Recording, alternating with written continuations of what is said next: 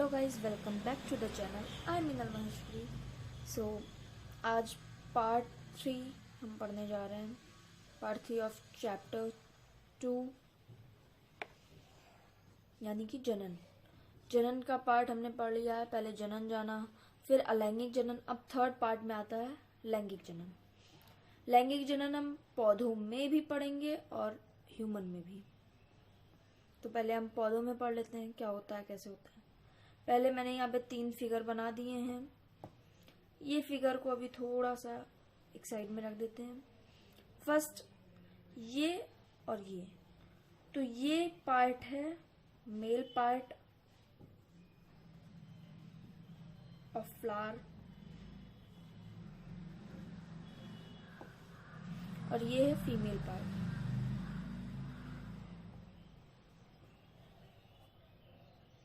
इसे हम लोग स्टेमन भी बोलते हैं साइंस के लैंग्वेज में बोले तो, या फिर एंड्रोशियम।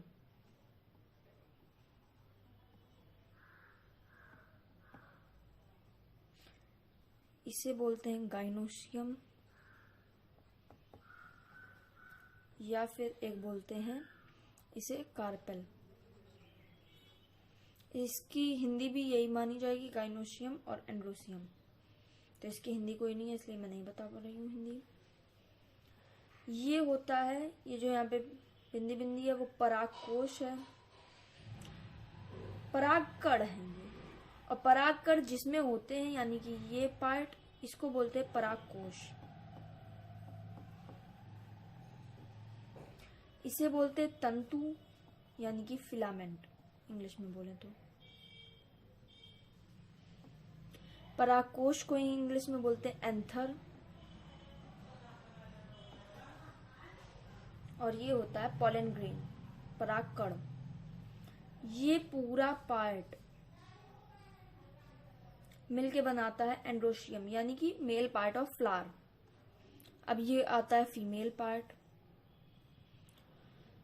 इसे हम बोलते हैं स्टिग्मा यानी कि वर्तिकाग्र। अभी मैं पूरा प्रोसेस भी समझाने वाली हूँ। तब तक पहले नेम और सब अच्छे से जान लेते हैं। इसे बोलते हैं स्टिग्मा, इसे बोलते हैं वर्तिका यानी कि स्टाइल। फिर आता है ये यानी कि अंडाणु, ओवरी जिसे हम बोलेंगे, इंग्लिश में बोलेंगे ओवरी। ये होता है अंड, अंडाणु अंड को सेव करता है, तो ये अंड हो गया यानी कि ओवम। अब ये और ये एक फ्लावर के अंदर होते हैं। अगर एक फ्लावर में केवल मेल या केवल फीमेल पार्ट पाया जा रहा है तो उसे एकलिंगी बोलेंगे। ये 1 वर्ड क्वेश्चन होता है। अगर फ्लावर में दोनों यानी कि फीमेल पार्ट और मेल पार्ट दोनों एक ही फ्लावर में पाया जाए तो उसे बोलेंगे द्विलिंगी या उभयलिंगी भी बोलते हैं। ये ऑप्शनल क्वेश्चन में आ सकता है कि दोनों पार्ट जिसमें पाए जाते हैं उसे उभयलिंगी बोलते हैं या एकलिंगी, या और भी ऑप्शन रहेंगे, या द्विलिंगी। उभयलिंगी में से कोई एक ही ऑप्शन देगा तो दोनों याद होना चाहिए। अब ये पार्ट और ये पार्ट, हमने ये एक कह सकते हैं उभयलिंगी फ्लावर बनाया है, तो ये पार्ट कहाँ है इसमें, और ये पार्ट, ये एक बड़ा, इसी को हमने बड़ा करके दिखाया है। ये है मेल पार्ट और ये है ये यानी कि फीमेल पार्ट। इसमें यहाँ जो है ये होता है परागकोश और ये है हमारा तंतु।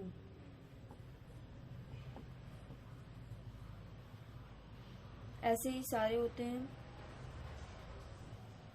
ये मैंने थोड़ा सा गलत बता दिया। ये तो फीमेल पार्ट है, ये होता है परागकोश यानी कि एंथर, और ये होता है यहाँ पे तंतु। बोर्ड छोटा है सो मैं पूरा नहीं लिख पा रही हूँ, बट समझ आइए। ये होता है वर्तिकाग्र जो कि अभी हमने यहाँ पे पढ़ा था वर्तिकाग्र, ये होता है ये। फिर यहाँ पे आता है वर्तिका यानी कि स्टाइल, ये पूरा फीमेल पार्ट है। और ये अंड है, यहाँ पे मैं लिख देती हूँ अंड, और ये है अंडाशय, अंडाणु।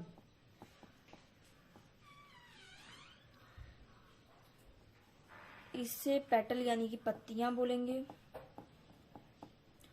पत्तियों के ग्रुप को बोलते हैं कोरोला, इंग्लिश हिंदी दोनों में यही बोला जाता है।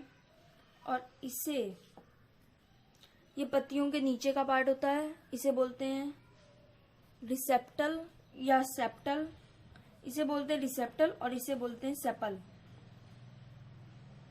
सेपल के ग्रुप को बोलेंगे कैलिक्स। यहाँ पे अब हमने सब पार्ट कैसे क्या होते हैं ये देख लिया। अब हम प्रोसेस को समझते हैं कि निषेचन और सारी प्रक्रिया कैसे होती है एक फ्लावर में। अब हम समझ लेते हैं प्रक्रिया। तो सबसे पहले प्रक्रिया में होता है परागण। परागण 1 नंबर के क्वेश्चन में भी आता है। तो यहाँ यानी कि जहाँ परागकण पाए जाते हैं, परागकण का वर्तिकाग्र तक पहुंचना ही परागण कहलाता है। जब एक बार परागकण यहाँ पहुंच जाएगा तो फिर इस नलिका यानी कि वर्तिका से होते हुए वो सीधा अंडाशय में जाते हुए अंडाशय से यहाँ पे एंटर करके और अंड में चला जाता है। और इस जब ये होता है तो इस प्रक्रिया को निषेचन बोलते हैं। इतना ही है, केवल इतनी सी प्रक्रिया होती है। बट एक होता है त्रिक संलयन। अब ये क्या होता है तो ये हम देख लेते हैं। ये थोड़ा सा एनसीईआरटी के बाहर का है बट इम्पोर्टेंट है, तो देख लेते हैं। जब दोनों यानी कि तीनों नरयुग्मक यहाँ से एंटर हो जाते हैं तो ये ऊपर का पार्ट गल जाता है, इसके ऊपर का पार्ट अपने आप ही बंद हो जाता है और एक जाकर अंडकोशिका से संलयित होता है तथा दोनों यहाँ पे जो दोनों थे वो ध्रुव केंद्रक से। तो इस तरह से यहाँ पे 3 संलयन हो रहे हैं, इसलिए इसे त्रिक संलयन बोलते हैं। अब जब तक अंडकोशिका एक बीज में परिवर्तित नहीं हो जाती तब तक इसका भोजन क्या होते हैं, ये दोनों ध्रुव केंद्र, संलयित ध्रुव केंद्र, जिसे हम बोलते हैं प्राथमिक भ्रूण कोश केंद्रक।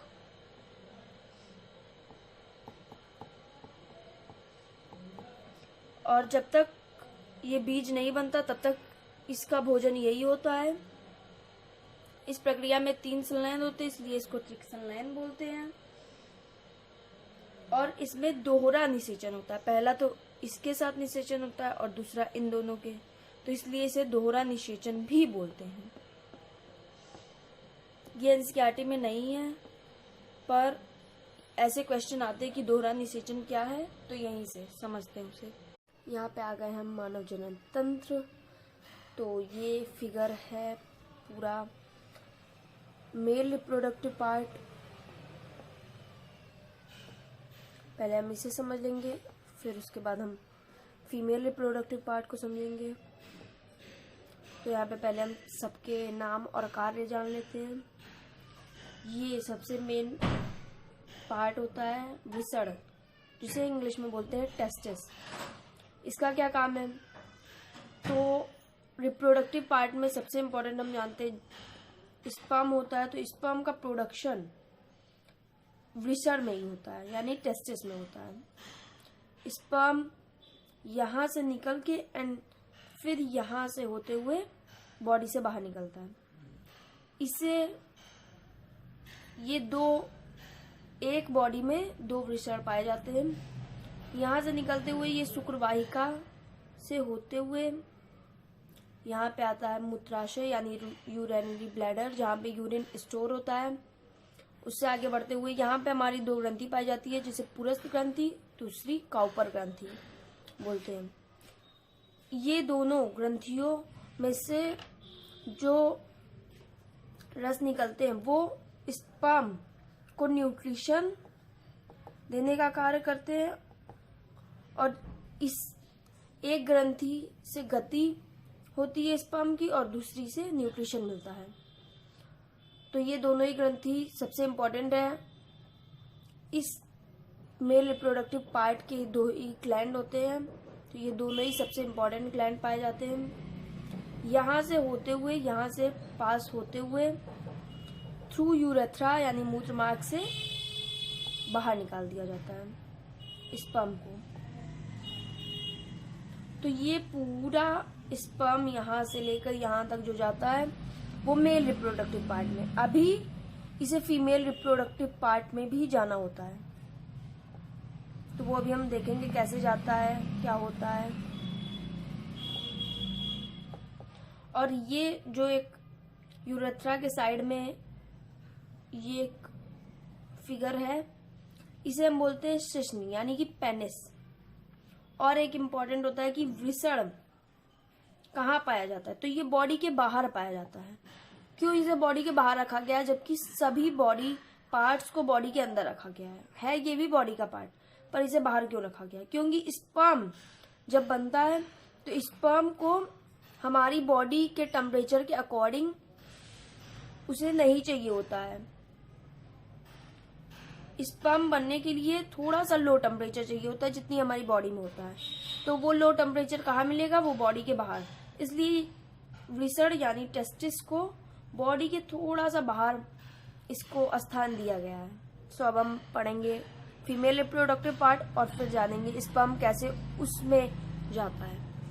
सो यहाँ पे है फीमेल रिप्रोडक्टिव पार्ट।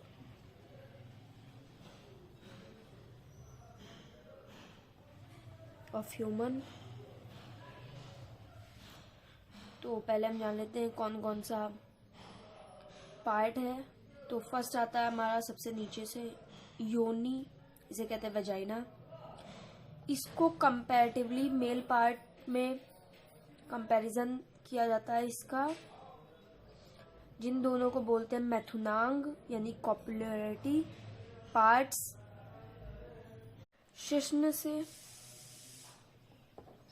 यानी इंग्लिश में जिसे बोलते हैं हम पेनिस, दोनों को मैथुनांग बोलते हैं कंपैरिजन वाइज, क्योंकि ये यहाँ से स्पर्म एंटर करता और इसमें शिश्न का ऐसे कुछ फिगर होता है और उसके बीच से स्पर्म निकलता है, तो इसलिए इसका कंपैरिजन करके इसे मैथुनांग पार्ट बोलते हैं। यहाँ से स्पर्म बॉडी में एंटर करता है, यहाँ से होते हुए एक बार में मिलियंस ऑफ स्पर्म एक फीमेल पार्ट में जाते हैं और वो दोनों तरफ ऐसे बढ़ जाते हैं। यहाँ पे एक अंड जिसे हम बोलते हैं, यहाँ पे बहुत सारे अंड होते हैं और वो एक मंथ में एक अंड बाहर यहाँ पे आ जाता है। तो इधर भी भरे होते हैं, बट एक मंथ इधर से यहाँ पे आता है और एक मंथ यहाँ से यहाँ पे एक अंड आता है। दोनों तरफ अबाउट 50 लाख या जो भी होते हैं, बहुत बड़ी संख्या में दोनों तरफ स्पर्म जाते हैं। अब इधर जो स्पर्म जाएंगे वो तो वेस्ट हो गए, बिकॉज यहाँ पे कोई अंड ही नहीं था, तो वो किसके साथ क्रिया करेंगे? बचा यहाँ पे जो अंड होता है उसके साथ यहाँ पे भी बहुत सारे स्पर्म आते हैं, लेकिन यहाँ पे कोई एक ही ओवरी से जुड़ पाता है। उसमें भी कोई जरूरी नहीं है कि जुड़ ही जाए, कभी कभी ऐसा होता है नहीं हो पाता है। यहाँ पे एक अंड मिलके जाइगोट का फॉर्मेशन कर देते हैं। फिर ये धीरे धीरे बढ़ते हुए यहाँ पे आके कहीं चिपक जाता है, जिसको बोलते हैं इम्प्लांटेशन ऑफ एम्ब्रियो। यहाँ से यहाँ पे आकर चिपकना और फिर ये धीरे धीरे बड़ा होकर एम्ब्रियो, जाइगोट एम्ब्रियो में चेंज हो जाता है। एम्ब्रियो जिसे हिंदी में बोलते हैं भ्रूण, और फिर यहाँ से इस भ्रूण यानी एम्ब्रियो को पोषण मिलता है। यहाँ पे आके चिपक जाएगा या फिर इस पे आके चिपक जाएगा, किधर भी चिपके दोनों तरफ से इसे न्यूट्रिशन मिलता है। और फिर यही भ्रूण एम्ब्रियो धीरे धीरे बड़ा होते हुए एक बेबी में टर्न आउट हो जाता है। और फिर आफ्टर 9th मंथ ये बेबी यहाँ से बॉडी से बाहर आ जाता है। और कई प्रक्रिया में ऑपरेशन के थ्रू बेबी को बाहर निकाला जाता है। वो एक अलग कंडीशन हो जाती है। नॉर्मल हम यहीं से पढ़ते हैं कि बॉडी से बाहर निकाल दिया जाता है। और एक केस आता है तो उसे हम पढ़ लेते हैं। अब वो दूसरा केस क्या है, यहाँ पे मैंने फिर से एक फीमेल रिप्रोडक्टिव पार्ट का एक रफली फिगर बना लिया है। अब एक अलग जो कंडीशन होती है जिसमें स्पर्म यहाँ से या फिर यहाँ पे आके ख़त्म हो जाते हैं और यहाँ पे एक अंड होता ही होता है। यहाँ पे बहुत सारे अंड भरे हैं, एक अंड यहाँ पे है। यहाँ पे सारी तैयारी कर ली जाती है कि जब जायगोट का फॉर्मेशन होगा और यहाँ पे आके चिपकेगा तो उसको जो न्यूट्रिशन मिलेगा उसकी सारी तैयारी यहाँ पे कर ली गई है। बट जब यहाँ पे कोई स्पर्म आया ही नहीं तो ये जायगोट का फॉर्मेशन होना पॉसिबल ही नहीं है। तो इस केस में ये अंड यहाँ पे 14 दिन तक वेट होता है।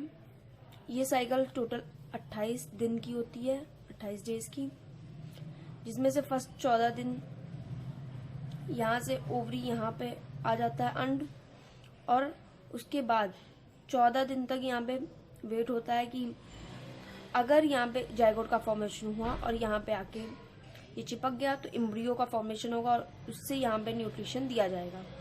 बट इन केस अगर यहाँ पे अंड जायगोट में टर्न ही नहीं हुआ तो ये धीरे धीरे टूटने लगता है दोनों तरफ से और यहाँ से रक्तस्राव होने लगता है। इसे इन फीमेल मेंस्ट्रुएशन साइकिल बोलते हैं।